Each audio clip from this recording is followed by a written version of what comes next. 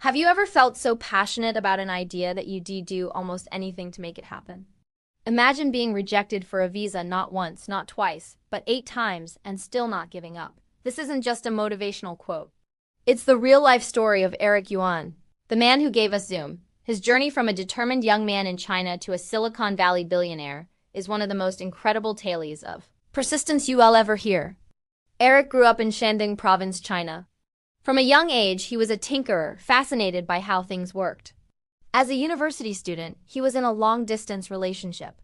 The 10-hour train rides to see his girlfriend were grueling, and he often thought, there has to be a better way.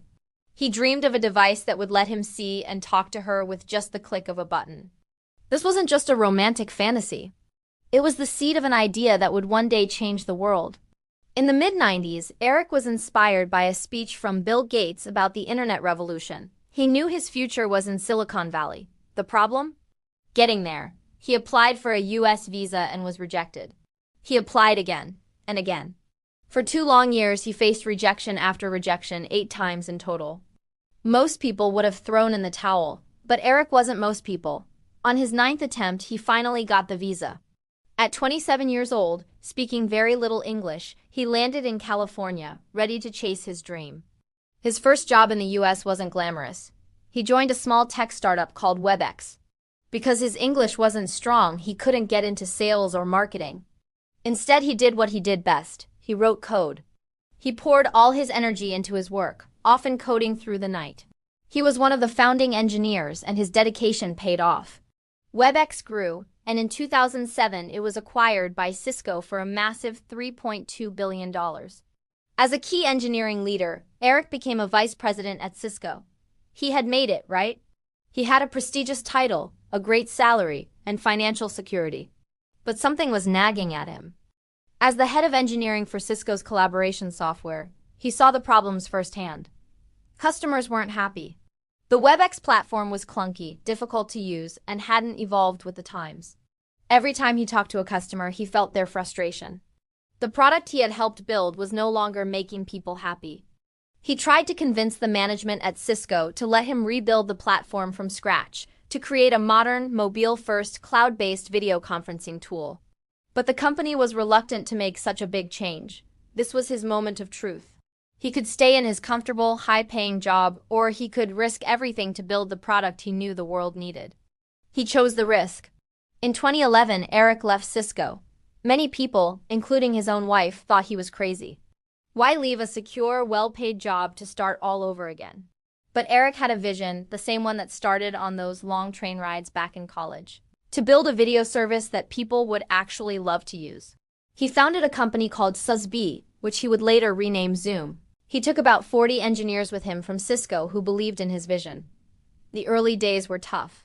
They were a small startup competing against giants like Cisco, Microsoft with Skype, and Google. But Eric had a secret weapon, an obsession with customer happiness. His mantra wasn't just about building a good product. It was about delivering happiness. He personally emailed every single customer who canceled their subscription to ask why. He wanted to understand their pain points. In one famous story, a customer canceled because the university's network blocked Zoom. Even though it wasn't Zoom's fault, Eric found a workaround for the student and gave them a free subscription. He wasn't just trying to win back a customer. He was trying to solve their problem and make them happy. This relentless focus on the user experience became the core of Zoom's culture. The product they built was revolutionary in its simplicity. While other platforms were complicated to set up, Zoom just worked. You could start or join a meeting with a single click. The video and audio quality were stable and reliable, even on weaker internet connections. It was designed for the mobile era, working seamlessly across laptops, tablets, and phones. The company grew steadily through word of mouth. People would use it for one meeting and be so impressed they'd tell their friends and colleagues.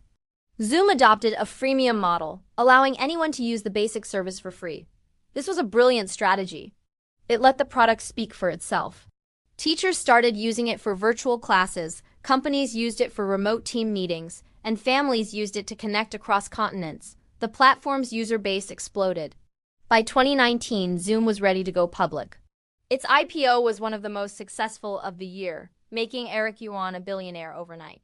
He had gone from a hopeful immigrant with broken English to the CEO of a multi-billion-dollar company. But the story doesn't end there. In early 2020, the world changed dramatically. The global pandemic forced billions of people to work, learn, and socialize from home. Suddenly, video conferencing wasn't just a convenience. It was a lifeline. And the platform everyone turned to was Zoom. Its daily meeting participants skyrocketed from 10 million to over 300 million in just a few months. The company's name became a verb, just like Google. People didn't say, let's have a video call. They said, let's Zoom. This unprecedented growth also brought intense scrutiny. Security and privacy concerns, a phenomenon known as Zoom bombing, put the company under a microscope. Critics were harsh and the pressure was immense. How did Eric respond? He did what he always did. He listened to his customers and took responsibility.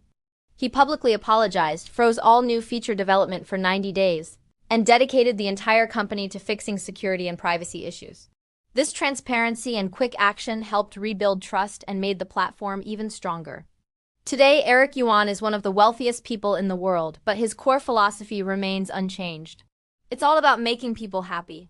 He still prioritizes family, even scheduling his travel so he never misses his kids' basketball games. His story is a powerful reminder that success isn't just about a great idea or being in the right place at the right time. It's about persistence in the face of rejection, courage to leave a comfortable position for a risky dream, and an unwavering commitment to the people you serve. From those long train rides to a global phenomenon, Eric Yuan's journey shows us that with enough passion and perseverance, you can turn a simple dream into a reality that connects the world.